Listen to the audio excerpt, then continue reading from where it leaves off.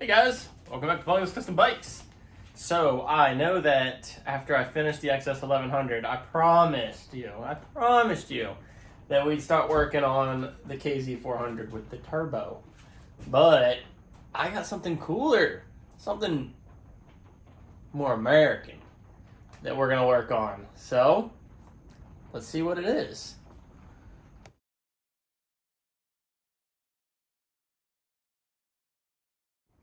Really working on my editing skills here, so with the snap of a finger, we'll have a new bike.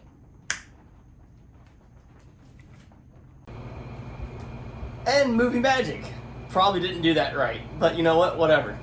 So, new bike is this absolute turd missile of a 1974 Shovelhead. It's obviously, as you can see, it's had some modifications done to it. Different frame, different forks.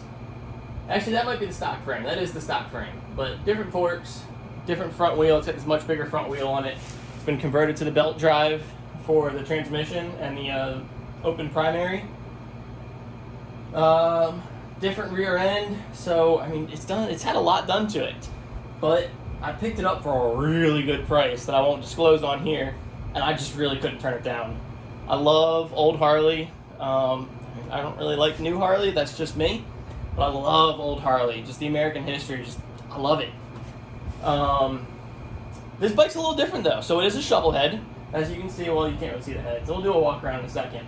But it's been converted to an 80-inch stroker.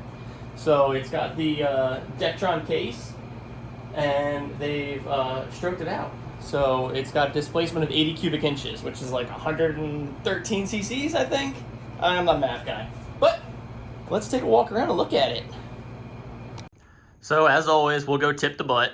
So starting at the front, much bigger front wheel. Let's see what size that is. It is a 21-inch front wheel. So much bigger than stock. I'm not really liking these forks. They actually don't have any spring to them. So I'm assuming the internals have been gutted to lower it, but that makes for a really crappy ride. So I'm thinking about maybe making it a Springer front end.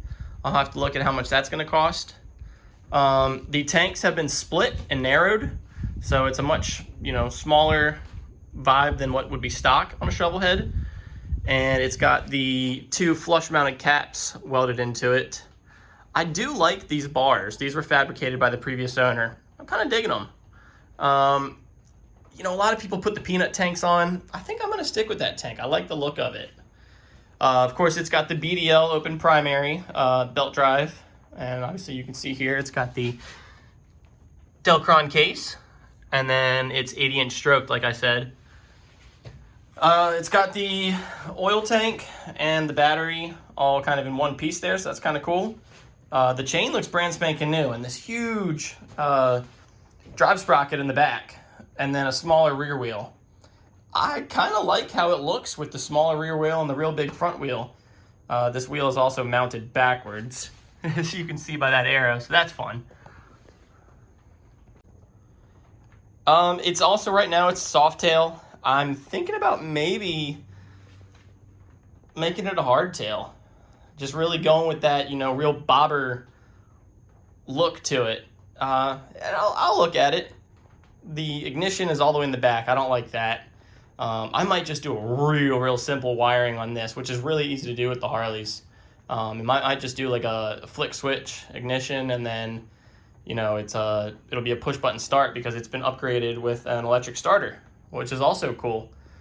Which it really needs with an 80-inch stroker, because that is a lot of compression to try and overcome with the kickstart pedal. So coming around to the other side, relatively same stuff. We're going to need to find a new cap for the transmission and the primary, because that's all gnarled up. I don't like that. There's your Shovelhead, the heads. And the reason they're called Shovelhead, if anyone didn't know, is because they say it kind of resembles the blade of a shovel. Unlike the previous model, which was the Panhead, which was kind of a flat head, and then the Sportsters around this era were iron heads, because the heads are made out of iron rather than aluminum, which made them pretty heavy. So this air intake says S&S Super on it, so hopefully it is in fact an S&S Super Carb, which would be pretty cool. It requires a whole lot less work.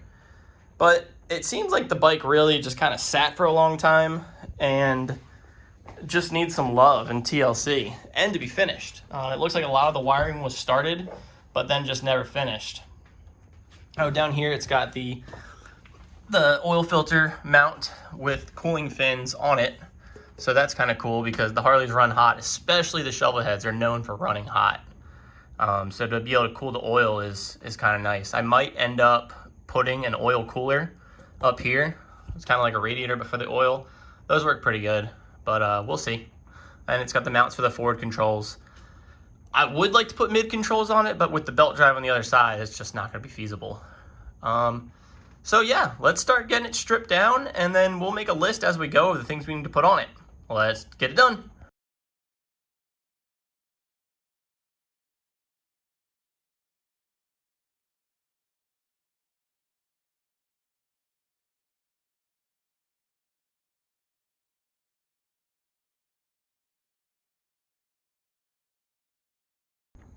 All right, so the fuel tanks are off, and kind of cool how these split tanks work. You know, it's just half of a tank. These are the mounting holes, a vent. That's where the petcock will screw into, and a fuel return, which is going to get blocked off.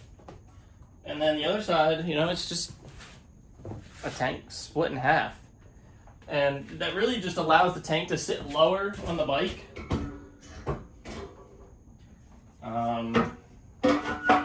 And something Harley's done for a while. Even their new bikes have split tanks, so it's kind of just a cool design concept.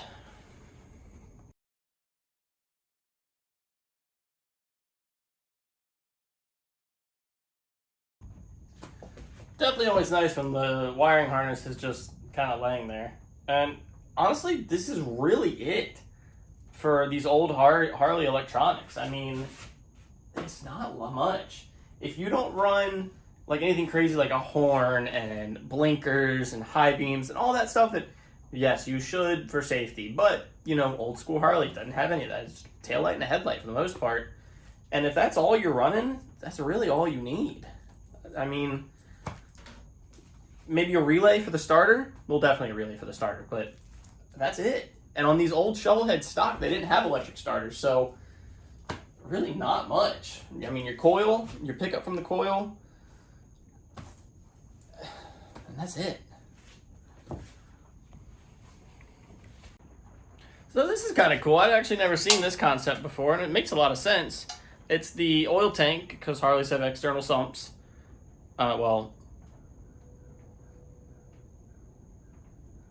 Yeah, most of the old ones have external sumps. And then the back is the battery box, and it just kind of all fits inside there. This was clearly aftermarket because it's got a little label that says that the tank's been pressure treated, yada yada. And then it's got the feeds and the returns down here, which ends up being on the same side as the oil pump. So it's just a nice, clean, straight to it. Probably gonna do some stainless steel lines on there, make it nice and shiny, nice and chrome. Let's keep moving. All right, we got all the accessories and accoutrements off. Let's get down to the nitty gritty. So the first thing we're gonna do is we're gonna pull the transmission off. And the first step in doing that is getting the starter off. So the starter did not come stock on this motorcycle. Obviously, they did not have an electric starter. This is an aftermarket. I'm not sure of the brand yet. When I figure it out, I'll let you know. But first thing we got to take off is this nose cap. It had 3 bolts in there, and I took them off. And that's where the roller bearings for the shaft live. And this is like kind of the same style as your automobile. It's got a built-in starter relay that when it gets signal from the battery or the starter, it'll kick this drive gear out, engage the, I'll call it a flywheel, but it's not a flywheel, but engage the ring gear here, and then start the motor. So next thing we got to do is actually pull the starter itself off, and that's held in by these 2 1/4-inch Allen head bolts here.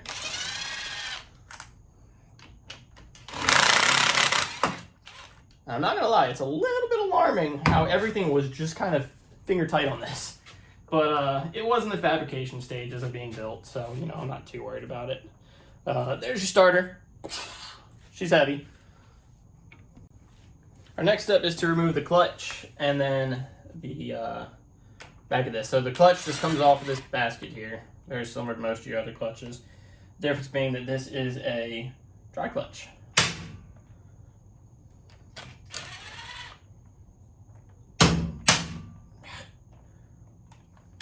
Of course, these bolts don't want to come off. Come on.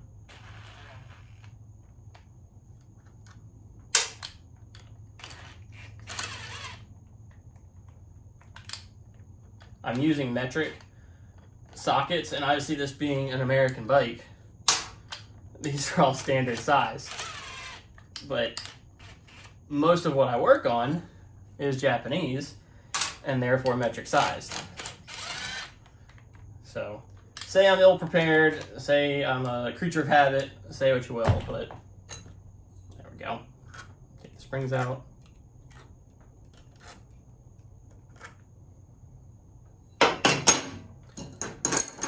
There's all that. We'll keep those nuts with it. Yeah, nuts. And then top plate comes off. And then we should be able to start taking these clutch packs out, but they might need some persuasion. Yeah, they're probably gonna need some persuasion. I wonder if we can just take this off. Yeah, she's real loose on there. She is not tight at all. And I don't particularly like how loose that is.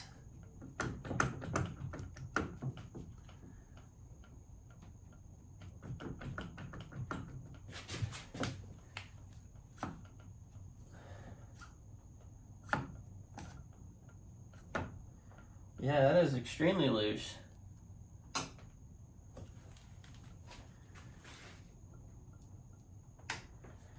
Huh, let me investigate this a little further. So just some wiggling and some persuasion, we're starting to get the clutch discs out.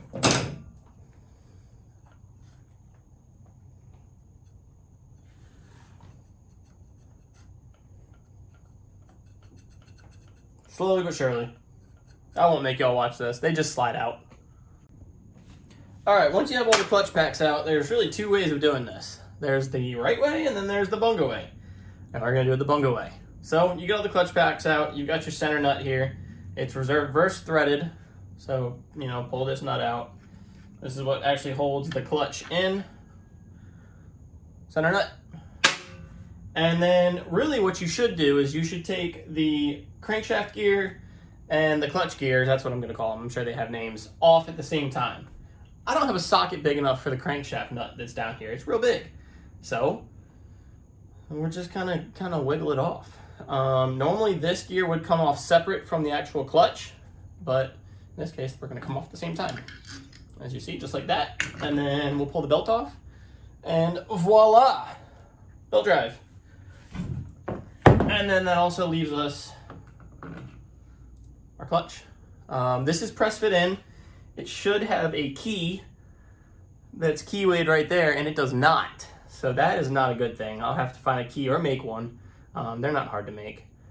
But that's what actually keys that to the shaft of the clutch. So that kind of explains why I wasn't really getting much work out of this, really. Next thing we need to do is we need to take this billet plate off. This is for the starter mount. It's got a snap clip here that's going to come out, and then it should pop right off. Let's get on that. So we pretty much got everything off. The big billet plate for the starter's off. It just bolts into what would normally be the cover for the transmission. So the next thing we need to do is get the chain off. And I'm probably just going to pull the master link. That'll make it a lot easier than pulling the whole wheel. And then we'll unbolt the transmission. Alright, the transmission is going to come out with just 4 very oil-soaked bolts.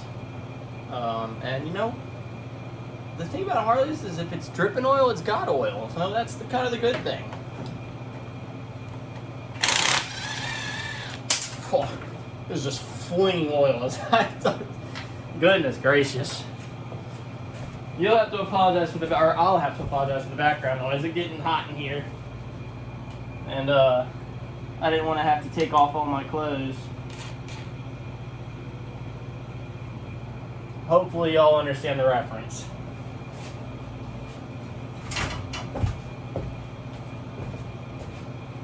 Otherwise, I'll feel really old.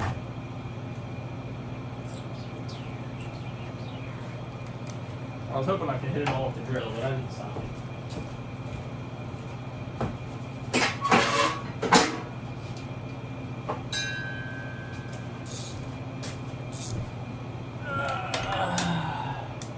And these are by no means the stock mounts or stock bolts.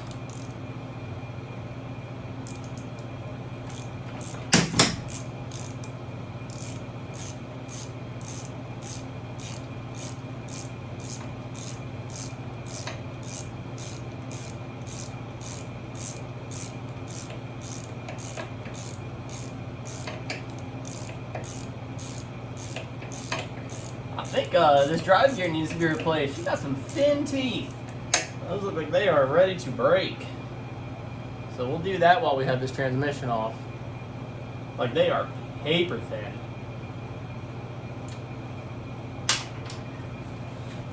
They sell all kinds of kits. You know, you can convert it to a belt drive in the rear. You can do all kinds of crazy stuff. I kind of like the old school chain driven look with the spoked wheels. You know what they say, there ain't no school like old school. Maybe they say that, I don't know. I'm so old, I don't really know much of anything anymore.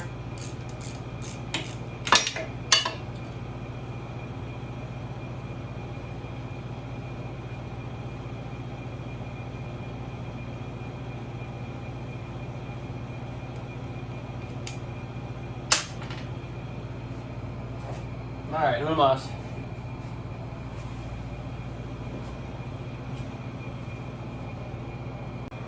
Alright, let's get this transmission out.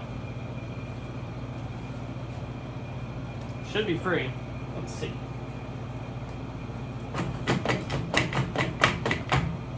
I'm missing one somewhere maybe.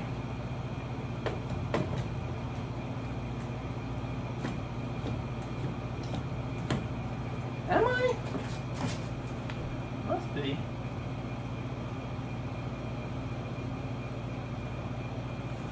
That's the drain.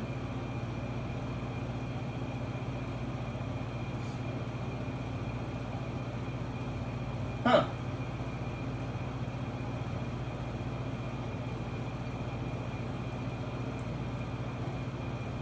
No, I'm not missing anything. She's just heavy.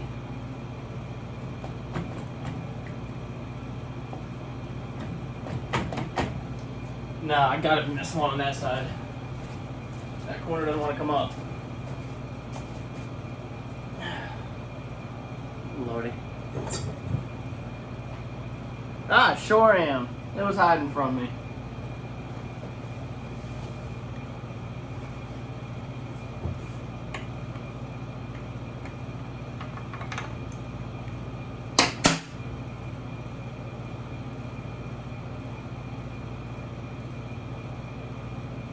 I'm getting there.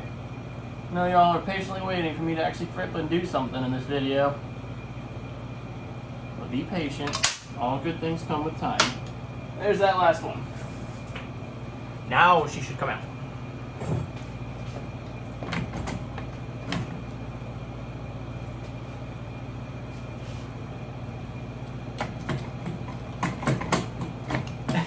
Tell me I'm missing one on this side too.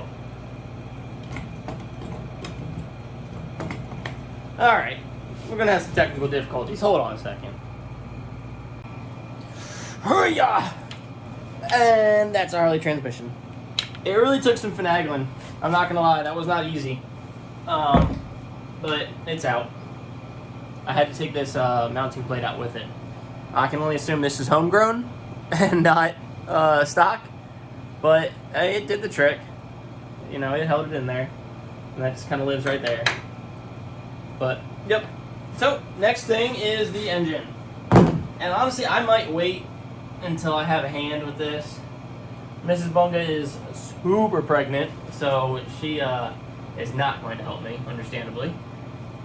We might see if Bunga's custom buddy, Mr. James, will come over and give me a hand.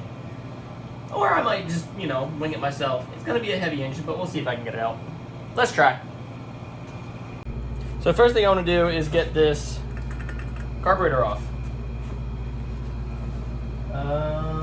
Maybe I have the socket over here. I don't. Of course I don't. Why would I? So we'll pull this cover off first. In all honesty, I might be able to just, since everything else, been finger tight. Of course, the carburetor's finger tight too. There's 2 bolts that hold it on to the intake. One at the top, one at the bottom. We're just gonna get those off first. Clearly, this bike was left in the kind of mock-up and fabrication phase, and that's why everything is still finger tight. But just work these bolts out. Hold on. So this is in fact a S&S Super Shorty. Real nice carburetor. It kind of became the standard for performance Harleys. It's a nice carburetor. It's kind of the Mikuni of American bikes. So I got that off. That's, like I said, just these 2 bolts hold it onto the intake, and that leaves you this intake here that splits into both cylinders. Nice and easy. So funny story, when I was walking you around the bike, I said, oh yeah, this is an oil cooler. It's not. That would be the regulator rectifier for the motorcycle. You can tell by the wires coming out of it. I'm glad I found that out before y'all started yelling at me in the comment section about how dumb I am. I'm sure there's gonna be lots of flack. The hardcore Harley people are just that. They are hardcore Harley people. Yeah, I'm gonna try and get this engine off. If that's what I get, then that's what we'll get done for this video. If I can't get it off, we'll end it here and I'll have someone come help me. So let's see. Okay, I got it loose. There's 5 bolts that hold this motor on. 1, 2 in the back. 3, 4 in the front where the oil cooler was. And then 1 up here that holds it to the top of the frame. And as you can see, she is loosey-goosey riding in this frame. So, nothing left to do but for me to put my big boy pants on and try and lift her out. Get this transmission out of the way so I don't trip on it. Oh, she's leaking. Of course she is. Alright. I think I'm going to get it right underneath the cylinders, right where the case is, and just kind of cradle it. And hopefully not whack myself on these handlebars. Let me get this out of the way too. Watch, I'm going to do all this prep and it's not even going to be that heavy. Let's see. No, she's got some girth to her. I don't want to do this.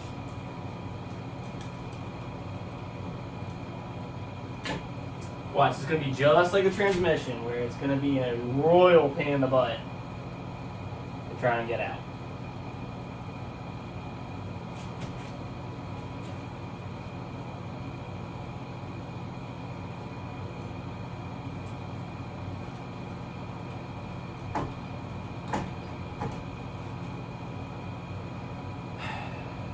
Of course, it's in that oil line, so I should probably go out that way with it. Take this off. Let me take this bracket off, and then we'll go out the other direction with it. Alright, I think it will come out a lot easier from the other direction because the oil feeds and drains are on that side. I just think it's going to be easier. So let's try it from this side. Give it the old heave-ho.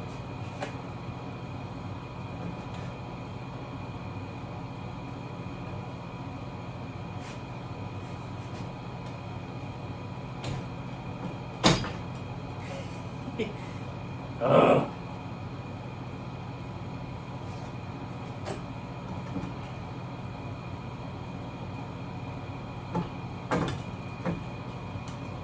I wonder if motorcycle engineers just think like, how can we make this motor really hard to get out? Yeah, she's got some weight. Alright. Remember, lift with your back in a twisting, jerking motion. Oh yeah. Oh yeah. Uh-huh.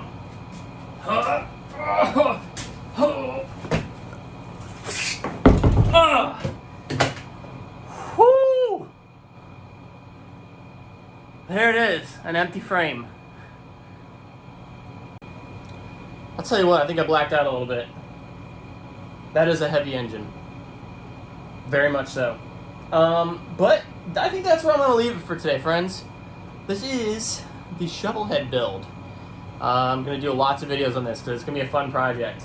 Next thing I'm going to do is I'm going to sit and I'm going to look at it for probably like an hour and really think about what I want to do with this. Definitely open to suggestions. Y'all want to throw some suggestions in the comments. You know, if you want to see a certain color of paint or a certain design, or what kind of design you want to see with the bike, whether you want to see a bagger or a chopper. Hell, I'm open to anything. I was kind of almost thinking like a drag style, but kind of getting away from that. But yeah, let me know. And as always, if you haven't already yet, please like and subscribe. It does help a lot. I may be on a little hiatus from posting because, like I said, Mrs. Bunga is ready to pop. So if the baby comes, then, you know, that's obviously going to be my priority. But if not, I hope to see y'all soon. And as always, keep riding, friends.